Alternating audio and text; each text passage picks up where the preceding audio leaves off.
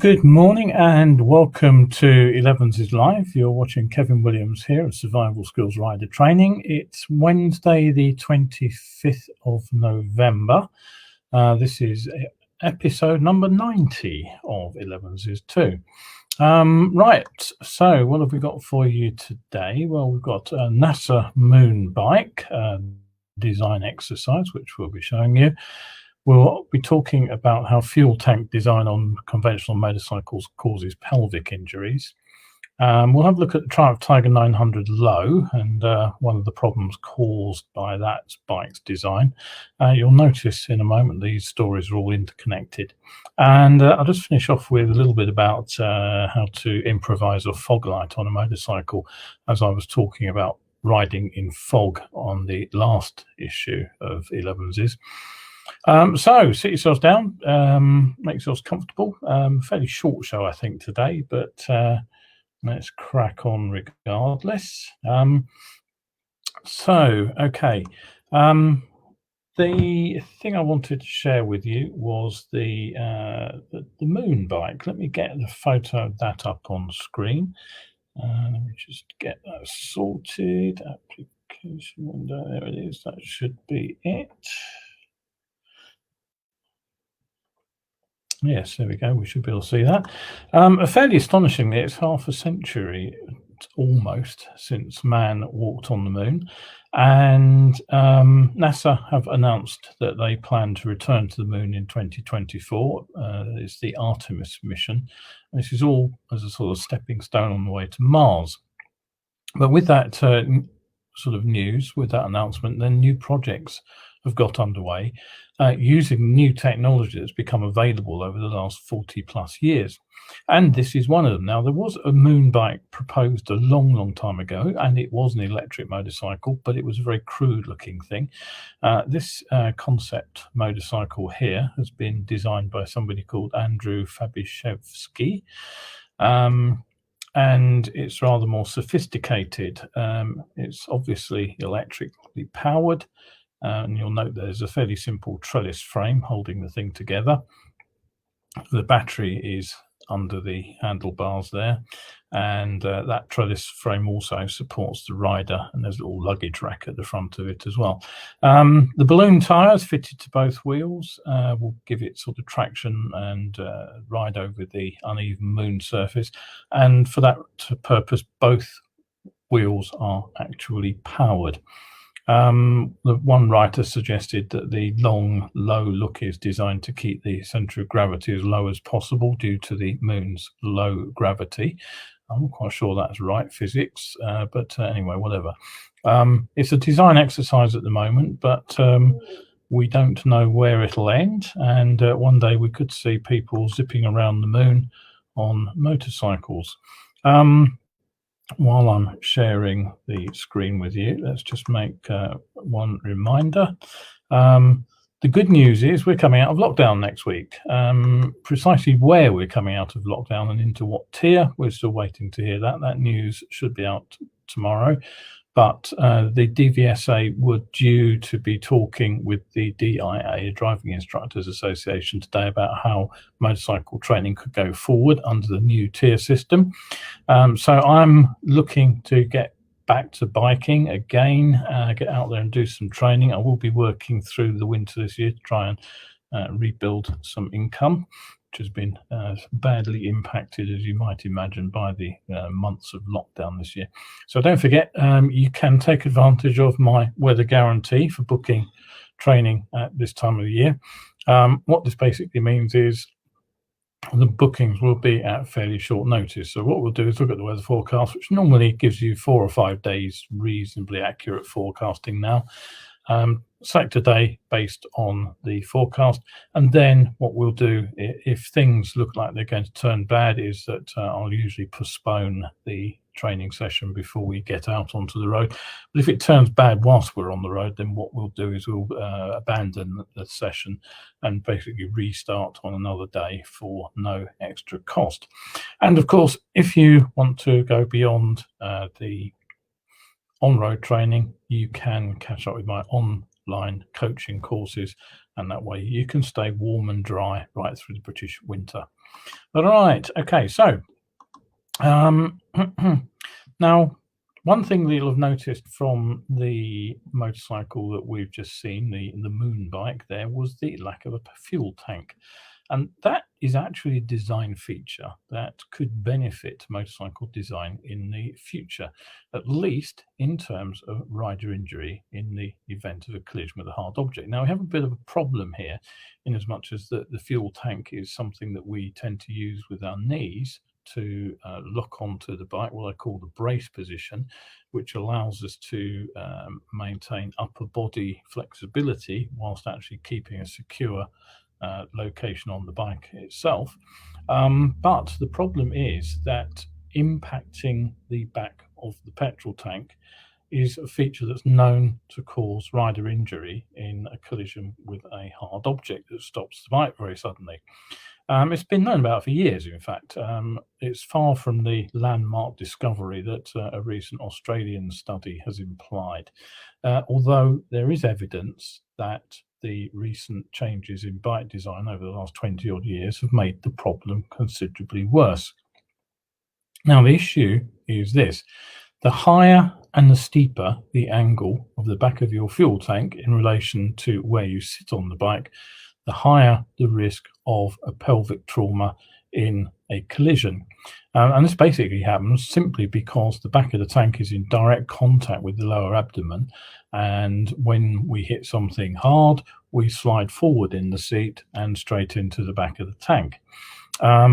The result is often a fractured pelvis, and that in turn is a fairly serious problem because it causes extensive soft tissue damage as the bits of broken bone basically are driven into internal organs.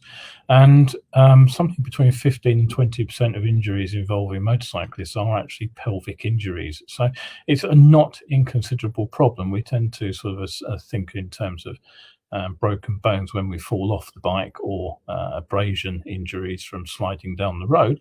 But in fact, actually hitting the back of the motorcycle is a real problem. Now, the most recent study to come to this conclusion was conducted by the Neuroscience Research Australia. It's a research institute there. They're an independent, not-for-profit organisation based in Sydney. And what they were able to do with the new technology is actually simulate crashes in the lab with a variety of petrol tank shapes. And what they found, to quote, "Our crash studies have confirmed previous findings related to the frequency with which the motorcycle fuel tank is a source of groin and pelvic injury, demonstrating that there has been little improvement in the crashworthiness over the last few decades." And as I say, what they found was that the lower or the angle, or the more gradual rise from the front of the seat to the handlebars, was safer for the rider. I actually identified motorcycles with a more upright posture, such as cruisers and adventure bikes, to have an increased likelihood of hitting the back of the tank with the greater force, compared with forward-leaning motorcycles, such as sports bike, where in fact the rider tends to be ejected partly upwards during the crash. Now, there was actually a time when we knew all about this problem. Let me just share the screen again, move on from that one. Remember that bike? Fairly horrid little motorcycle to ride. I did ride one briefly once and was very pleased to get back on my 404. But it was the XS 250 from Yamaha. And look at the front of the tank. Or rather the front of the seat, where it touches the rear of the tank. What you'll notice is that the seat is actually almost level with the petrol tank. And this was all designed to reduce the injury from crashing against the back of the petrol tank, which had been found with more upright fuel tanks. So we were aware of that problem back in, well, when was this? 1977, I think that bike came out, 76 or 77, somewhere around about there. You'll find exactly the same design on the RD air-cooled series, the last of those as well, the EF models, and even bikes like the XS 750 Triple all had petrol tanks which blended neatly into the seat for that reason. And if you ride those bikes, you'll find that your knees still contact the tank. So you've still got the ability to brace against that petrol tank, but that flattened tank does in fact come with some considerable benefit. Now, problem for riders is that we tend to feel more comfortable sitting in rather than perched on top of a bike like that. So although none of us intend to crash, maybe tank design is something that we do need to pay more attention to. Pelvic injuries from motorcycle crashes are serious. I mean, for starters, they can kill you. If they rupture internal blood vessels, you can bleed to death very, very quickly indeed from a fractured pelvis. But even if you survive the crash, then the injuries can be long-term and debilitating. You can obviously suffer problems with something simple like walking, but other issues that you're likely to have are problems with bladder and control, urinating, and even sexual function. So, it's a kind of strange situation here. Car design took on board the fact that the car itself can cause physical injury to drivers and passengers long ago, which is why, of course, we have seat belts. Aids like the collapsible steering column to stop the driver's chest impacting the wheel, and airbags to protect occupants from impact generally. But motorcycles, we've languished long way behind car design, and motorcyclists, we really don't look for safety features on bikes. We're quite happy to buy something that's sort of littered with ABS and traction control and rider modes and all sorts of things like that. People are looking for the best in radial brakes and heaven knows what else. But at the end of the day, if we do hit something, we're not ever thinking in terms of, well, what damage will the bike do to us? So maybe it's time that we actually started to rethink that. Okay, so that actually led me on to the third story, which I was going to have a quick look at today. Indirectly, but have a look at this bike. Let's get the picture back up again. That's the new Triumph Tiger 900 GT Low. And just have a look at where the rider is sitting vis-a-vis that petrol tank. That tank's probably, I don't know what, 10 or 12 centimeters higher than the seat, and it slopes up at about 45 degrees, which is a fairly steep angle. So in the event of a head-on collision with that motorbike, that rider's groin will basically slide straight into the back of that tank. So that's exactly the kind of problem that these researchers are talking about. So it was a bit of interesting that I should be reading this review literally back to back with the article on the pelvic injury. Interestingly as well, that the writer of the review, he wrote this: "My first impression of the 2020 Triumph Tiger GT Low was a painful one. As the name implies, it has a seat height 5 centimeters lower than the standard GT model, perfect for shorter riders eyeing the adventure segment. But a misjudged right leg swing to get on the Triumph was met by the motorbike's wide and sturdy grab rail. The sharp pain in my knee instantly reminded me to lift my right leg higher than normal when mounting the 888cc 3-cylinder Triumph." So have a look, have a think about that. You've just lowered the seat to make it easier to ride, but you haven't lowered the bike. It's actually more difficult to get on than a standard motorcycle, because you're actually having to climb up higher, basically, to get your leg over it. There's something, sort of fairly seriously wrong when we think that getting on board the bike is actually a chore that we kind of have to overcome. You have a bunch of design issues with a motorcycle.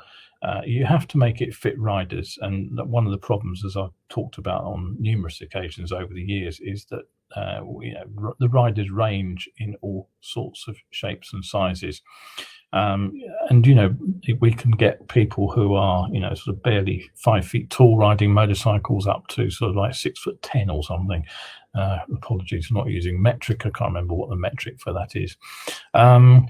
So, one motorcycle doesn't fit everybody. It can't. And simply fiddling around with seat heights by putting lower seats on, or seats that go up and down on a series of movable mounts, really isn't the answer. Really what's needed is some redesign there, or a simple acceptance that people can't all ride the same motorcycle. Can that 900cc motor be dropped into a different chassis, which is lower? If you look at the NC series of Hondas, that's exactly what Honda challenged themselves to do. And you have a single frame for the bike, as to the platform, as it's known, of engine and frame together, and then you mold various different types of body around them. But they carefully designed that platform in the first place to accommodate several different designs of motorcycle, from the sort of the low bagger right up to the adventure bike. So there are ways around this problem which don't simply involve bolting on a lower seat. Anyway, that was the point I wanted to make there, is that I feel that we need to think about motorcycles in terms of how they cause us injury. Right, just a final quickie before I go. I was talking about riding in fog on Sunday. That's a problem for all of us, and if you looked at the forecast for the next few days, you'll in fact find that following on from this murky day that we have here in London today, the skies are going to clear, temperatures are going to plummet, and we are likely to get some fairly serious and lingering fog. Somebody asked, how can they fit a fog light to a motorcycle? Well, okay, yeah, that's not a difficult job. You just need to bolt on something and wire it in. It's not beyond the realms of possibility. The easiest way to wire it in is actually just to put a switch under the seat, and I've done that in the past. And then you wire the thing into the tail light circuit, so when the tail light is on, you've got power to the switch, and then you just flick the switch, and your fog light comes on. That's a relatively trivial solution. But what about some sort of impromptu fog lights? What can you use if you actually get caught out in fog? Well, two suggestions here. I have seen riders using the LED lights that are fitted to bicycles. You can find those with sort of Velcro mounts or elastic straps of some sort. It would be relatively easy to just sort of strap one of those temporarily over an indicator stem. Won't be perfect, but they are quite bright, some of those. Just remember, don't put it on a flashing setting, because that is illegal. Won't be E-marked, but hey ho, I don't think anybody's likely to stop you in thick fog to ask to see your E-mark on the lens.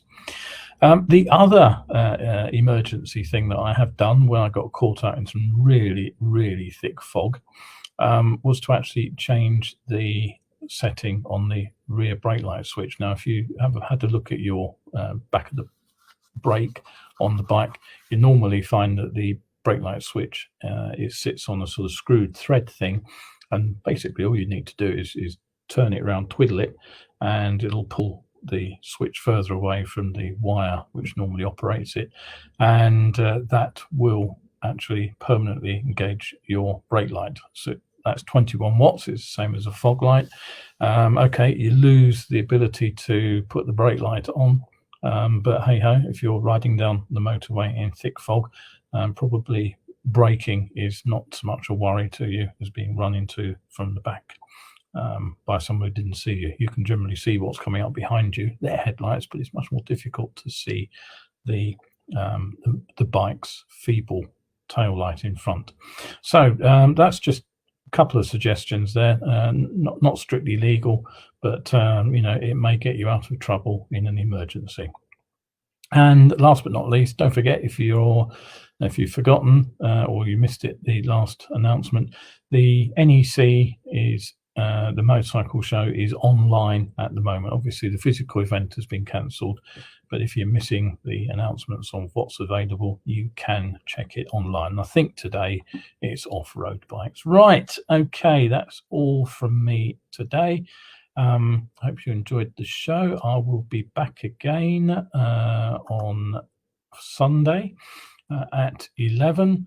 You can always catch up with old shows at my YouTube channel, which is Survival Skills UK. I've also chopped out the section on riding in fog, actually, and that's just a quick standalone chat. So you can also find that over there. If you've enjoyed the show, of course, don't forget you can support me over at coffee.com survival skills. All that cash helps keep the shows running and keeps me writing better biking articles. Right, okay, that's it for today. Thanks again for tuning in. Hope to see you on Sunday. Bye.